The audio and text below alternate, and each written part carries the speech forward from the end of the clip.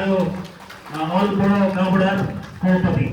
ইয়াৰ পিছতে চকিঅ নাৰ্জাৰী 1 নং মইনাগুৰি গাঁওবুঢ়া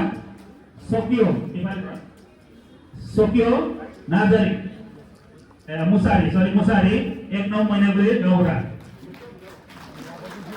লগতে আমাৰ মাজত আছে দক্ষিণ চলপৰা গাঁওবুঢ়া দুৰ্যোধন কাৰ্বিদেৱ আৰু ইয়াৰ লগতে আছে শিৱলাল মিন্স